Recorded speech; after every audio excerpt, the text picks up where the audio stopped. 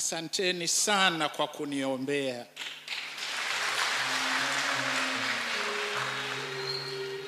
Yamesemwa mengi, si ndio? Na wengine bado wanasema mimi ni mzuka.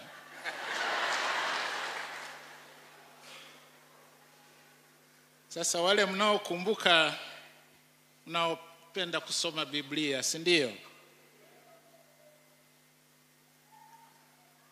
Labda niwakumbushe sehemu moja, alafu nyinyi mtamalizia. Zaburi ya 118 aya ya 17. Inasema, sitakufa, nifanyeje?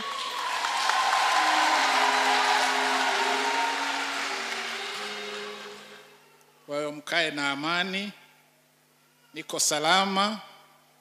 Nilikwenda nje kufanya shughuli maalum kwa takriban mwezi mmoja.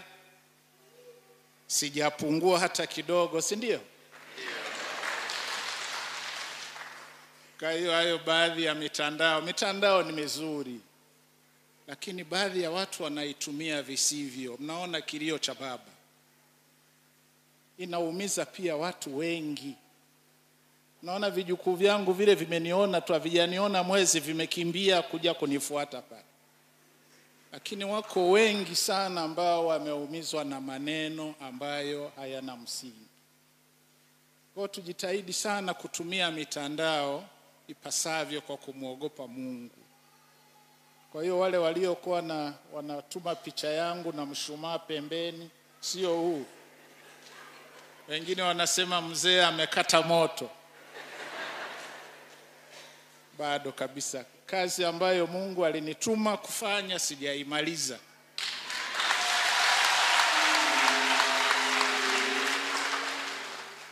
Wakati utakapofika nitarejea kwa Muumba wangu.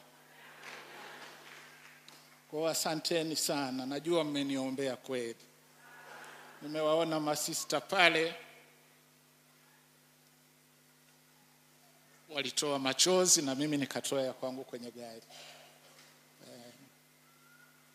Basi Mwenyezi Mungu awabariki sana. His Excellency Dennis Francis, President of the 78th session of the UN General Assembly, His Excellency Antonio Guterres, Secretary General of the United Nations, Excellencies, Heads of State and Government, ladies and gentlemen, Mr. President, please allow me to start by conveying to this august assembly fraternal greetings from Her Excellency Dr. Samia Suluhu Hassan, President of the United Republic of Tanzania, who could not attend this important session due to pressing national commitments. It is a great honor and privilege to address the Assembly on her behalf and for the people of my country. I also wish to join those who have spoken before me in congratulating you, Mr. President, on your election to preside over the 78th session of the UN General Assembly.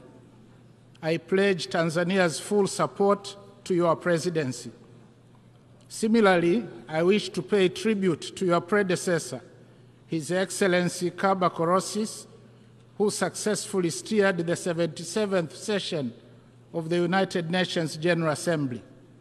In the same way, I commend the Secretary General and the UN Secretariat for dedicated service to humanity in the face of many daunting global challenges. Mr. President, this year the Assembly is meeting specifically in search of rebuilding trust and reigniting global solidarity. However, for decades now, the persistent voice of the Global South calling in the wilderness make straight the way toward peace, prosperity, progress, and sustainability for all has fallen on deaf ears. The hitherto strong historical solidarity, fraternity, and commitment to the principles of non-interference, equality between nations, and mutual benefit bequeathed to us by the UN founding fathers, is withering away. As a result of this paralysis in multilateralism, we have now begun to witness shifting geopolitical tectonic plates and creation of new blocs, seeking to replace the now obviously dysfunctional world order. Trust among states has worn away, and there is erosion of the rule of law and a revert back to unilateralism. The effectiveness of the UN system and multilateral financial institutions is now being questioned more than ever before, calling for their immediate reform. All this is happening at a time when the world is reeling from the aftershocks of the COVID-19 pandemic, relentless wrath of climate change, horrendous armed conflicts, global food insecurity, looming energy and debt crisis, as well as stubborn poverty and growing inequality. Furthermore, implementation of the SDGs 2030 has been disappointing, mainly as a result of unfulfilled promises of finance and technology by the global north and limited fiscal space in most African countries. In order to rebuild trust, it is imperative that the global north walks the talk on its promises and listens to the voices of the global south.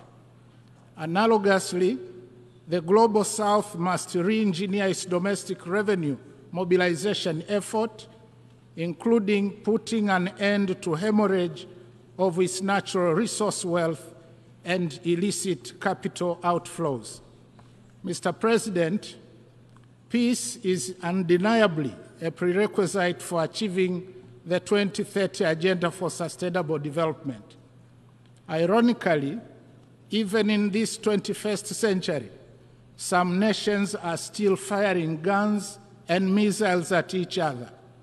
However, the fact is that massive production of weapons and skyrocketing military spending on armed conflicts is compromising the promises we all made to the most vulnerable among us, that is, children, youth, women, and the poor, to build a better, prosperous world and create opportunities for all, leaving no one behind. In this regard, Tanzania highly commends the United Nations for its tireless efforts in maintaining international peace and security. We applaud the Secretary General's new Agenda for Peace, unveiled on 20th July 2023, which provides a greater vision for multilateral efforts towards peace and security on the basis of international law. I therefore implore each one of us in this assembly to give due consideration to the priorities stipulated therein, for they resonate very well with the spirit and essence of the theme of this assembly. Mr. President, Tanzania remains fully committed and ready to work with the UN family in maintaining global peace and security to make the world a safer place to live in, not only for us, but more importantly, to the generations to come. Tanzania firmly believes that the world needs to invest more in dialogue and diplomacy to prevent and resolve armed conflicts.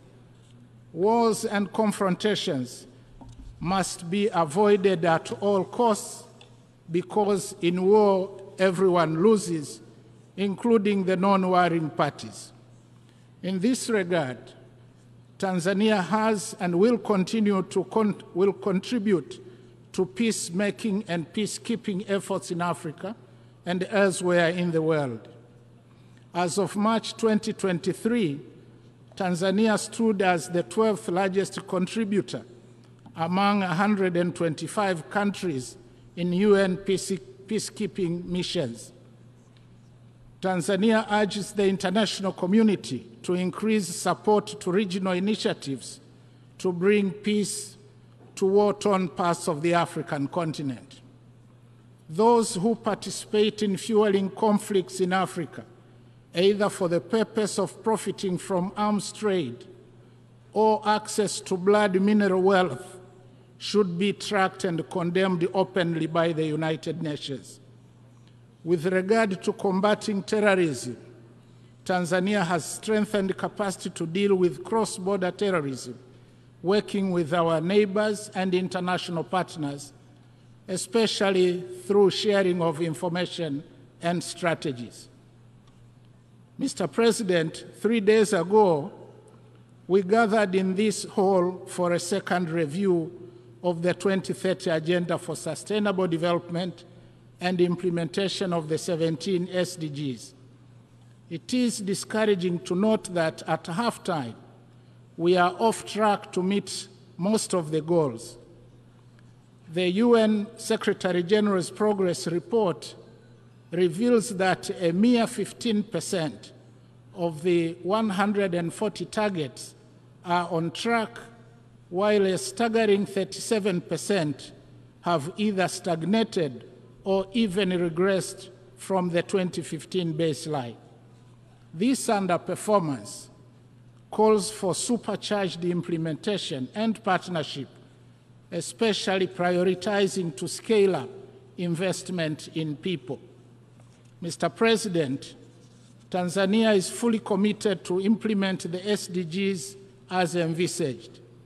In July this year, Tanzania presented its second voluntary national report, which shows that overall there has been significant progress with respect to SDG 2 to 7, as indicated by an increase in food sufficiency ratio, availability of essential medicines, decline in under 5 mortality, increase in pre- and primary gross enrollment rates, significant milestones in pioneering gender equality, improved water supply coverage in urban and rural areas, as well as population connected to electricity.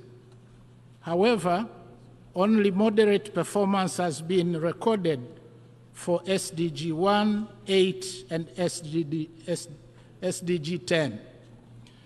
To ensure successful implementation of SDGs, Tanzania is determined to take actions to improve further the domestic revenue effort while capitalizing on PPPs. We are also prioritizing investments in the social service sectors, agriculture and agribusiness, value addition and infrastructure, as well as uplifting of skills for the youth. In addition, harnessing science, technology, and innovation is also key to hastening implementation of the SDGs. Mr. President, climate change has now become the world's greatest threat. Recent natural calamities, which have devastated parts of some countries around the world, amplify the horrible effects of climate change. And on this note, Tanzania offers deepest condolences to the governments and the people of Libya and the Kingdom of Morocco for the loss of lives and properties caused by floods and earthquakes. Furthermore, the latest assessment report of the Intergovernmental Panel on Climate Change sounded an alarming reality that the world is off track, the 1.5 degrees Celsius limit agreed in Paris. Disturbingly, the report indicates that Africa is warming at an accelerated pace, outstripping the global rate. As such, climate change has and will continue to adversely impact Africa and hamper its progress. Tanzania, therefore, reiterates its call for urgent and concerted actions by all nations to cut down greenhouse gas emissions and strengthen mitigation and adaptation measures. Together, we must create an enabling environment and facilitate investments needed to unlock resources for scaling up implementation of our climate commitments and decarbonization of the global economy. We, the global community, must act with urgency. Tanzania also reiterates its call for a fair and just clean energy transition for Africa. Mr. President, unilateral coercive measures have serious adverse effects on the targeted economies and innocent lives, especially of women and children, the very people we have committed not to leave behind. Tanzania remains steadfast in its opposition to injustice, wherever it is committed and by whoever. We stand against the imposition of unjust economic sanctions and other unilateral coercive measures that undermine sovereignty and prosperity for all. Likewise, we continue to stand in solidarity with our brothers and sisters who continue to be denied their rights to self-determination and those living under occupation or domination. We call for the lifting of unjust sanctions and an end to the occupation or subjugation. Tanzania also advocates for peaceful resolution of all territorial disputes in accordance with the principles set out in the United Nations Charter. Mr. President, in closing, I wish to reaffirm Tanzania's unwavering commitment to support the United Nations and its member states in implementing our common global agenda. We call upon warring parties around the world to silence their guns and missiles and give prominence to peace. Let us act towards each other with humility, not arrogance. Let's heed the old wisdom that says, an eye for an eye leaves everybody blind. Let's act together to address the climate crisis and hasten implementation of Agenda 2030. Our humble plea is that the voices, promises, and solutions made or provided on this rostrum ought to bring hope to the hopeless, dignity to the humiliated, and justice to all. I thank you.